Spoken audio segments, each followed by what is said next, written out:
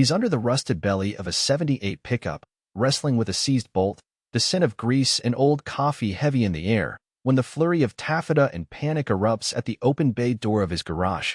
He doesn't save women from bees, and he certainly doesn't expect them to be fleeing their own high society weddings. But the universe, it seems, has a peculiar sense of humor today. She's a whirlwind of lace, satin shoes incongruous on the oil-stained concrete, and a look in her eyes that screams, "Get me out of here," louder than any siren. "I need your truck," she pants, voice tight, gesturing vaguely at the battered but beloved Ford parked by the office. Her bouquet, a cascade of wilting white roses, is clutched like a shield. Liam slides out, wiping his hands on a rag, blinking against the sudden vision of distressed elegance. "Ma'am, that's not really a rental."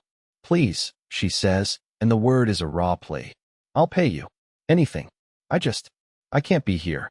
She fumbles in a tiny, beaded clutch, pulls out a wad of cash that could probably buy a new transmission, and shoves it at him. Keys. He should say no.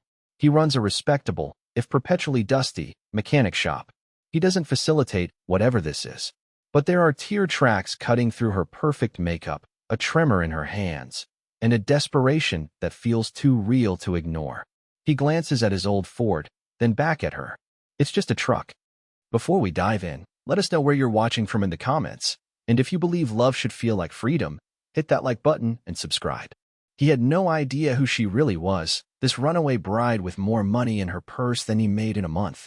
He just knew she needed an escape, and for some reason, his old, sputtering truck was it.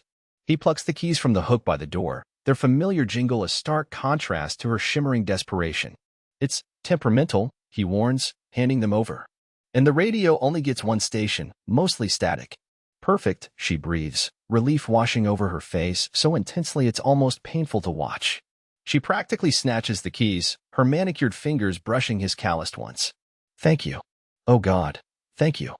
And then she's scrambling into the cab, the voluminous dress a comical obstacle, and with a protesting cough from the engine, she's gone, leaving behind a faint scent of expensive perfume, wilting roses, and the echo of a life dramatically interrupted. Liam watches the Ford rumble down the quiet street, a cloud of blue smoke in its wake, and a distinct feeling that his predictable existence just took a very sharp, taffeta-lined detour.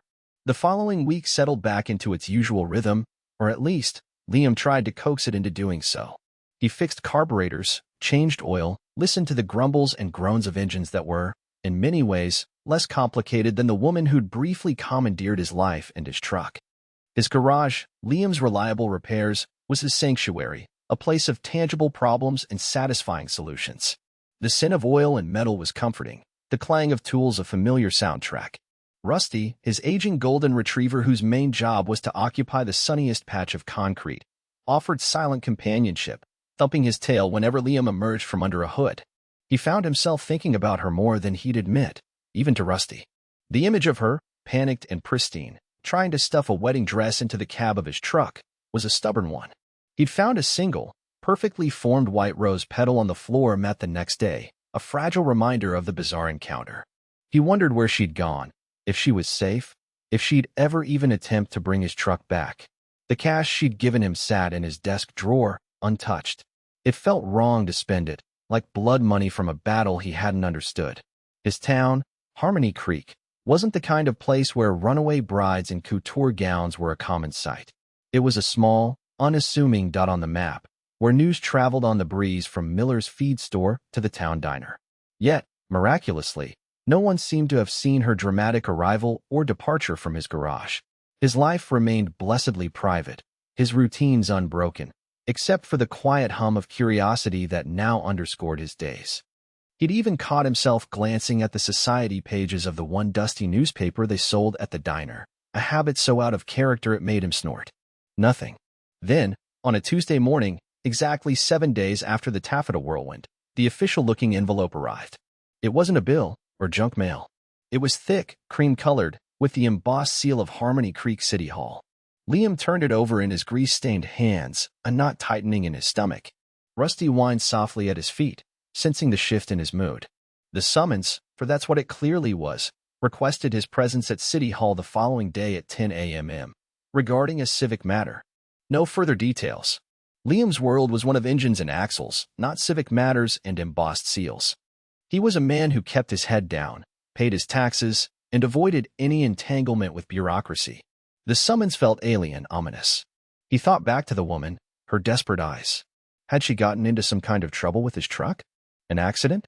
Or worse? The vague news report he'd half heard on the radio a few days prior, something about a missing socialite from the city, flickered at the edge of his memory. He dismissed it at the time. Now, a cold dread began to seep in. His quiet life, the one he'd so carefully constructed, felt suddenly precarious. The next morning, Liam found himself standing outside Harmony Creek City Hall, a squat brick building that always seemed to smell faintly of floor wax and old paper. He'd worn his cleanest work shirt and jeans, but still felt out of place amongst the few anemic-looking potted plants and the hushed, important tones of the employees. He gave his name to a stern-faced clerk who looked like she'd been born behind that counter and was directed to wait on a hard wooden bench. The minutes ticked by with agonizing slowness, each one amplifying his unease. Finally, a different clerk, younger and slightly less formidable, called his name. "Mr. Donovan? The city manager will see you now." Liam followed her down a short corridor, his work boots squeaking on the polished linoleum. She opened a door marked City Manager, Eleanor Vance, and gestured him inside. And there she was. Not in taffeta and panic, but in a tailored navy blue suit, her blonde hair pulled back in a sleek, professional knot. She sat not behind the large mahogany desk, but in one of the visitors' chairs, looking smaller, somehow, yet more composed than he remembered. The city manager, a woman with a kind but tired face, was indeed behind the desk. "Mr. Donovan, thank you for coming," Eleanor Vance said, her voice calm. "This is Miss Serafina Hayes. Or perhaps, I should say, Sarah. She asked to be here when we spoke with you." Sarah, offered him a small, nervous smile. The expensive perfume was gone, replaced by something subtle, almost like soap. The frantic energy was banked, but her eyes still held a hint of the vulnerability he'd seen before. "Hello, Liam," she said softly. Her voice was different too, without the edge of desperation. Liam just stared for a moment, his mind struggling to connect this poised woman with the frantic bride. "Ma'am," he managed, then cleared his throat. "Miss Hayes."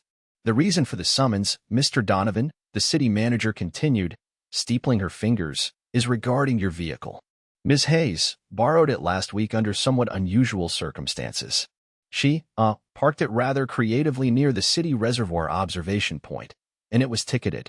When she came to us to explain the situation and pay the fine, she identified you as the owner and expressed a desire to ensure you weren't inconvenienced further." Liam blinked. A parking ticket. All this for a parking ticket?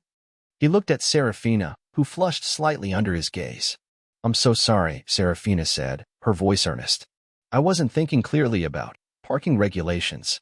I just needed to be somewhere quiet. And then, well, things got a bit complicated. I intended to return your truck immediately, but..." She trailed off, glancing at the city manager. Eleanor Vance gave a sympathetic nod. "Miss Hayes has been dealing with a significant personal matter. She's a guest in our town, under my informal wardship for the time being. She's actually a dear friend of my niece." This last part seemed like a carefully curated piece of information.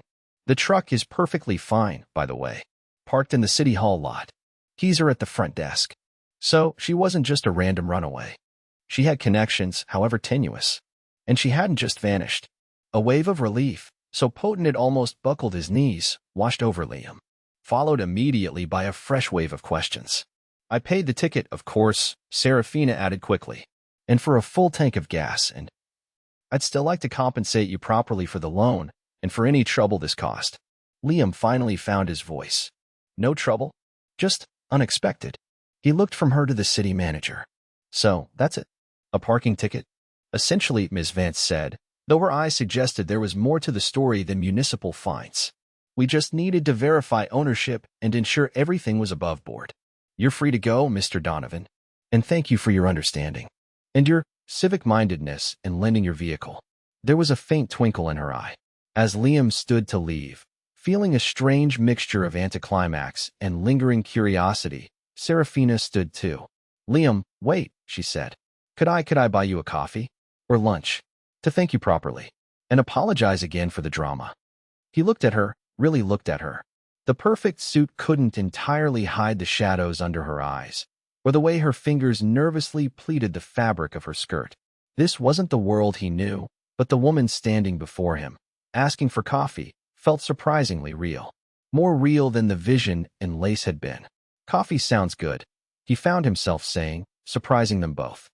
The Harmony Creek Diner was a symphony of clattering plates, sizzling bacon, and the low hum of local gossip. It was a world away from the hushed formality of City Hall, and Liam felt himself relax slightly as they slid into a worn vinyl booth. Serafina, or Sarah as she'd asked him to call her, looked around with a kind of wide-eyed fascination, as if she'd stumbled into an anthropological exhibit. "This is nice," she said, her voice softer now, without the official audience. "Real. It's just a diner," Liam replied, a small smile playing on his lips. He ordered them both coffee, black for him, and watched as Sarah tentatively added 3 sugars and a surprising amount of cream to hers. So he began, after the waitress had bustled away. "City manager's niece's friend?" Sarah winced. "Sort of.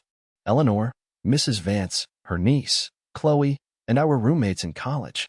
When I left last week, Chloe was the only person I could think of who lived somewhere completely off the grid, metaphorically speaking. Eleanor offered me sanctuary while I figure things out." "Figure what out?"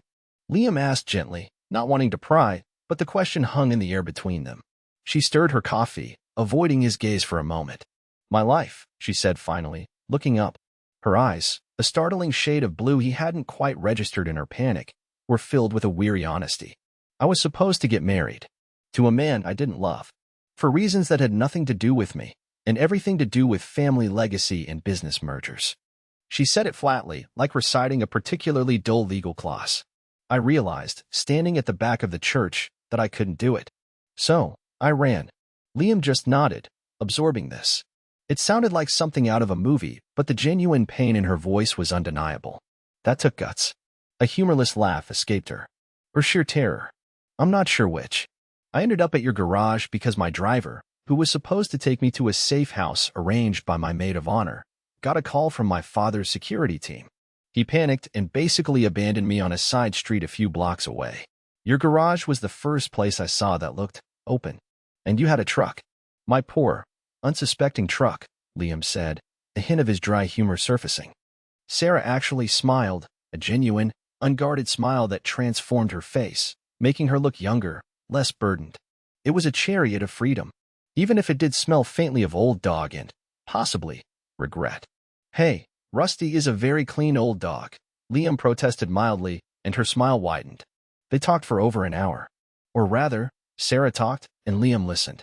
She spoke of a gilded cage, of expectations and obligations that had been placed on her since birth, of a family that saw her as an asset, a beautiful piece in their corporate chess game. She didn't wallow in self-pity. Instead, there was a bewildered frustration in her voice, the sound of someone who had finally woken up to the unreality of her own life. He learned that her family was wealthy, powerful, and used to getting their own way. The missing socialite, reports he'd vaguely heard were indeed about her, though carefully spun to suggest a temporary emotional indisposition rather than a full-blown escape. Liam, in turn, said little about himself, but she seemed to draw comfort from his quiet presence, his non-judgmental silences. He felt an unexpected connection to this woman from a completely different universe, a shared sense of being slightly out of step with the expected rhythms of life. "So what now?" he asked as the waitress refilled their cups. Sarah sighed, the light dimming a little in her eyes. "I don't know. Eleanor is trying to mediate. My father is furious. My ex-fiancé is probably relieved, though his ego will be bruised. I just need some time, some space to breathe, to be." Sarah, not Serafina Hayes, the heiress. She looked at him then, a direct, searching gaze. "Thank you, Liam. For the truck, yes, but more for not treating me like I was crazy. Or a criminal. You just looked like someone who needed help," he said simply. An awkward silence fell, filled with the unspoken. He should get back to the garage. She probably had heiress things to do, even in hiding. But neither of them moved. "Your truck," she said suddenly. "I'd like to. I don't know. Wash it. As a thank you? I'm probably terrible at it, but I'm a quick learner." Liam pictured her, in her tailored suit, wrestling a hose and a soapy sponge. The image was so absurdly endearing, he chuckled. "I think it might be beyond a simple wash. But I'm rebuilding an old carburetor tomorrow. It's finicky." Could use an extra pair of hands to hold things if you're not busy being a mysterious guest of the town. Her face lit up. I'd love to. I'm surprisingly good at holding things. And I make terrible coffee if that's a requirement. It's practically a prerequisite for garage apprentices, he said, and for the first time in a long time, Liam felt a lightness in his chest, a sense of possibility that had nothing to do with spark plugs or timing belts. The next few days fell into an unexpected, tentative rhythm. Sarah, dressed in borrowed jeans and an old flannel shirt of Eleanor's nephew, showed up at the garage each morning. She was, as predicted, hilariously inept at most mechanical tasks, but her enthusiasm was infectious. She'd hold a wrench with the intense concentration of a brain surgeon, often upside down. She managed to get more grease on herself than on any actual engine part. But she listened, she learned, and she laughed, a bright, genuine sound that echoed through the usually quiet space. Liam found himself looking forward to her arrival, to the slightly chaotic energy she brought with her. He taught her how to change a tire, how to check oil levels, the difference between a Phillips and a flathead screwdriver, vital life skills she'd somehow missed in her rarefied upbringing.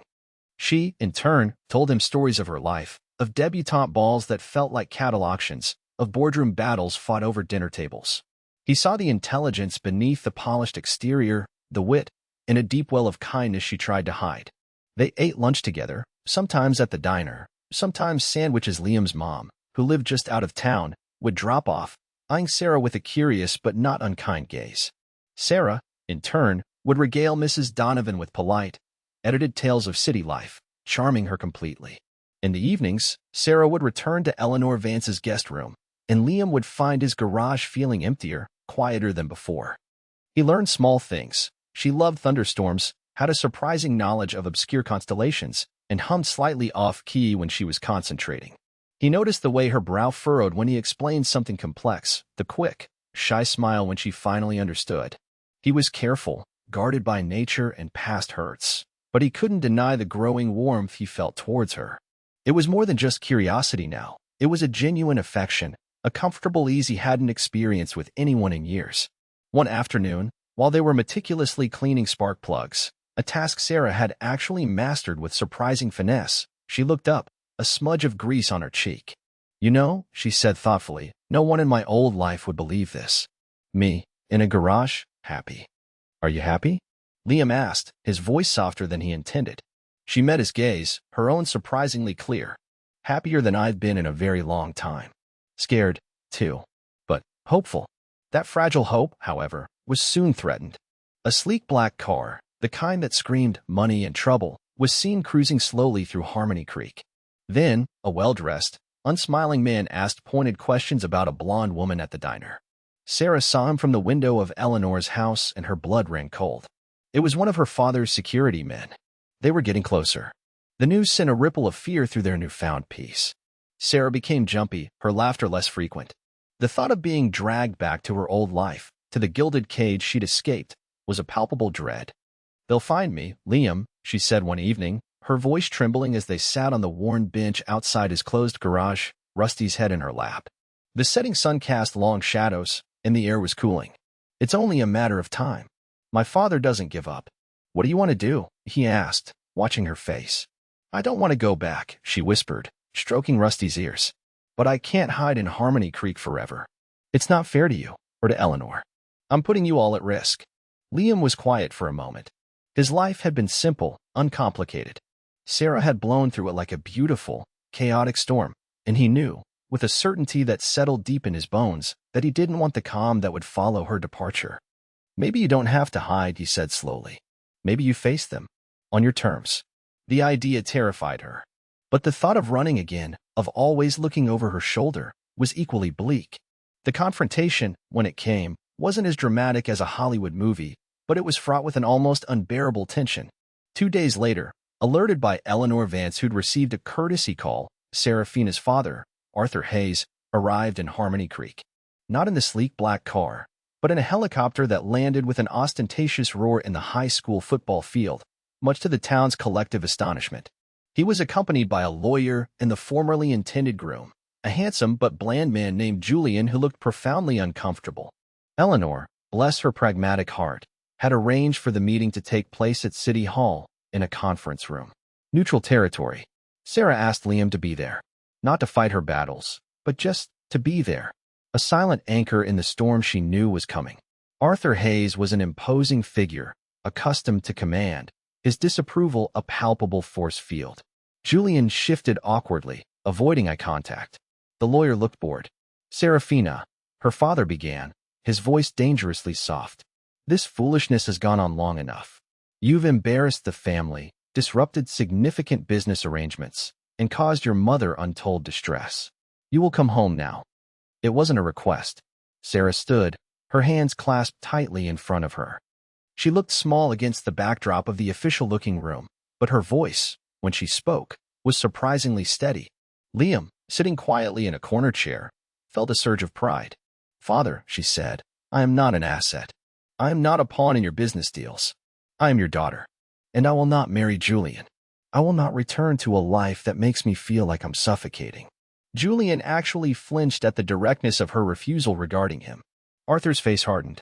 "You are a Hayes. You have responsibilities."